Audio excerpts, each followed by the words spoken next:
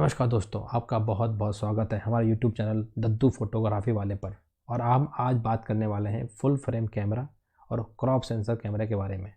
दोस्तों, आज बहुत सारे लोगों को ये दुविधा होती है कि भाई फुल फ्रेम और क्रॉप सेंसर में क्या क्या डिफरेंसेस होते हैं, और बहुत सारी कन्फ्यूज़न रहती है कि भाई नए जो लोग कैमरा के बारे में सोचते हैं कि भाई लेना है, इन क्या कौन सा लेना है। कि कोई कहता है ये फुल फ्रेम ले लो, तो उनको पता नहीं होता कि फुल फ्रेम क्या होता है, क्रॉप सेंसर क्या होता है।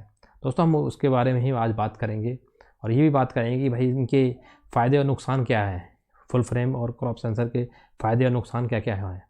दोस्तों, पहले हम बात करेंगे कि फुल फ्रेम कैमरा आखिर होता क्या है। दोस्तों, फुल फ्रेम कैमरा, असल कैमरे में अंतर कुछ भी नहीं होता फुल फ्रेम और उसमें, बस एक सेंसर का अंतर होता है। जो फुल फ्रेम कैमरा होता है, उसका सेंसर जो होता है वो 35 mm का जो उसकी जो चौड़ाई होती है 35 mm की होती है।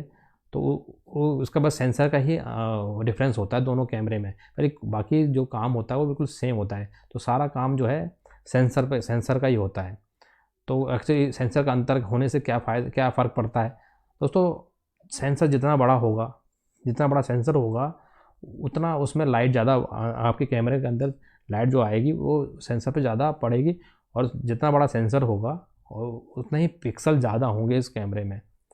ठीक है, तो जो फुल फ्रेम कैमरा होता है उसका सेंसर जो है लार्ज साइज में होता है।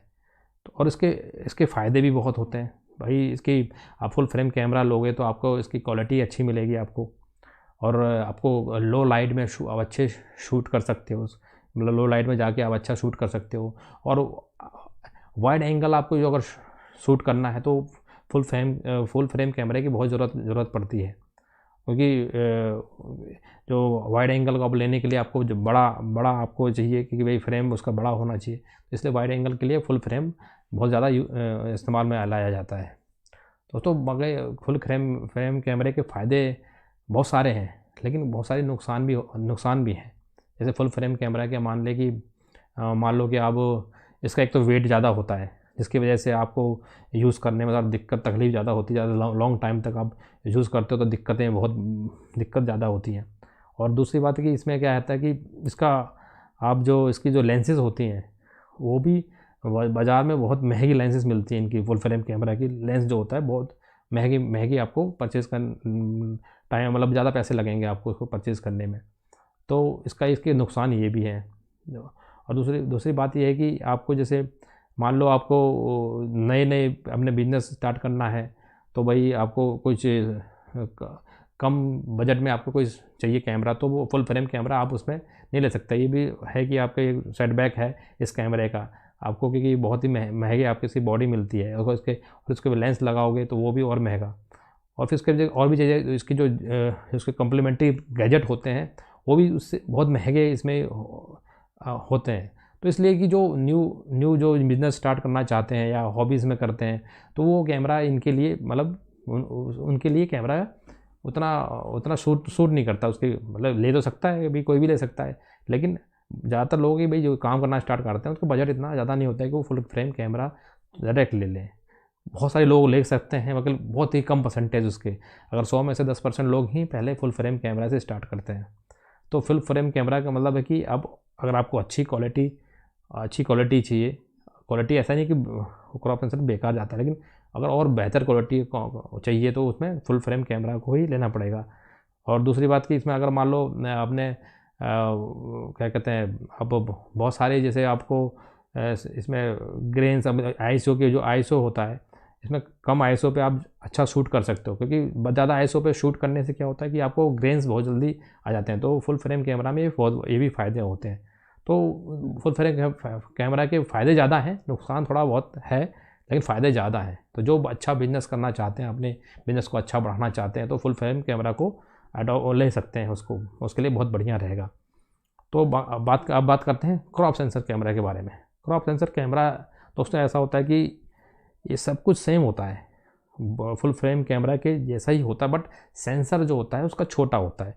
और बताया है कि आपकी जो सेंसर छोटा होगा तो उस पर लाइट भी आपके कैमरे के अंदर जो सेंसर पड़ेगा वो कम पड़ेगी, और कम पड़ेगी तो आपको जो बहुत सारी चीज़ें इसकी भी अंतर आ जाती है। जैसे मान लीजिए आपको पिक्सल साइज़ भी छोटा हो जाएगा जब उसके सेंसर छोटा होगा तो पिक्सल भी छोटे होंगे, तो पिक्सल छोटे होने की वजह से आपकी इमेजेस जो होती हैं जल्दी ही ब्लर हो या मतलब फटने लग जाती हैं इसमें, और लो लाइट पे आपको उसमें जल्दी ग्रेन्स आ जाते हैं, तो वो उसकी दिक्कतें होती हैं।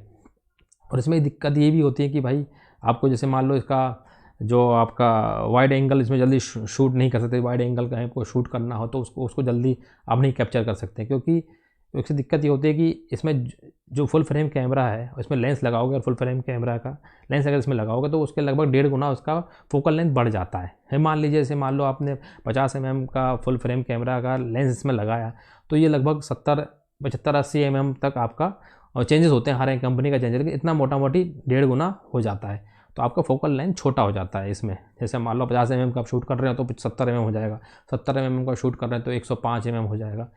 तो ये भी दिक्कत आती है, वाइड एंगल शूट करने में आपको इसमें दिक्कतें आती हैं। और इसमें इसके फ़ायदे भी हैं, अपने फ़ायदे भी हैं। एक फ़ायदा तो ये है कि आपको जैसे मान लीजिए आपके एक तो इसका जो वेट होता है बहुत लाइट होता है, और इसकी प्राइस भी उनसे कम होता है। तो वेट लाइट होने की वजह से क्या होता है कि आप ज़्यादा देर तक यूज़ कर सकते हो, ज़्यादा मतलब ट्रैवल करने में आसानी भी होती है, और बजट भी इस हिसाब से होता है कि कोई कम बजट में इसको परचेज़ कर सकता है, तो उसकी भी दिक्कत नहीं होती। दूसरी बात कि इसकी जो लेंसेज होते हैं वो भी बाज़ार में, एक तो इसके रेंज भी बहुत ज़्यादा होते हैं, लेंसेज के रेंज भी बहुत ज़्यादा आते हैं इसमें कि ज़्यादा जल्दी आसानी से मिल जाते हैं, और उसके बजट भी कम होता है जो फुल फ्रेम कैमरा से कम होता है।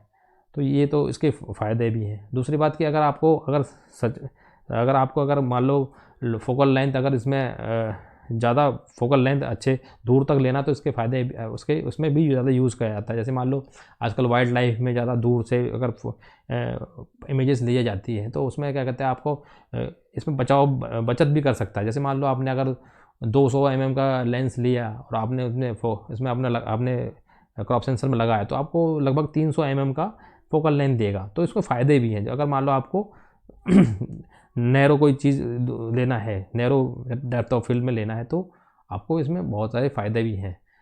तो दोस्तों ये है कि अब डिपेंड करता है कि आपको अपना काम कैसे करना है, या हॉबीज़ के लिए करना है, या बड़े वेडिंग के लिए करना है, या आपका छोटे मोटे इवेंट के लिए करना है। काम के हिसाब से दोनों चीज़ बेहतर है, अपनी जगह दोनों चीज़ बेहतर है। हाँ, फुल फ्रेम थोड़ा उससे बेहतर ज़रूर है, क्योंकि उसका बजट भी बेहतर ज़्यादा है, तो वो तो बेहतर होगी कोई चीज़। अगर जिसका बजट थोड़ा ज़्यादा होगा तो थोड़ा बेहतर तो होगा ही किसी चीज़ में, लेकिन ऐसा नहीं है कि क्रॉप सेंसर बिल्कुल भी ऐसा बेकार है। इसकी क्वालिटी भी अच्छी होगी। अगर आप अच्छे लेंस इसमें डालेंगे, अच्छी लाइट इसमें डालेंगे, तो अच्छी लाइट पे इन्वेस्ट करेंगे, और आज अच्छी तरह आपको उसकी चीज़ें अगर आप सीख के अगर आपको अच्छे उसको सीखेंगे, तो सेटिंग वगैरह अच्छे से सीखेंगे तो सब कुछ बेहतर होता है। बट दोनों में अंतर तो है।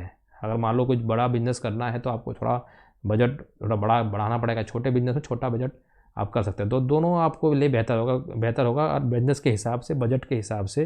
तो ये दोनों आज हम ये आपको ये बताया कि भाई दोनों में अंतर क्या है, तो आप अपने हिसाब से अपना सेलेक्ट कर सकते हैं कि कौन सा कैमरा आपको चाहिए। दोस्तों आपको उम्मीद होगी कि आपको ये समझ में आओगे क्रॉप सेंसर और फुल फ्रेम में क्या अंतर है।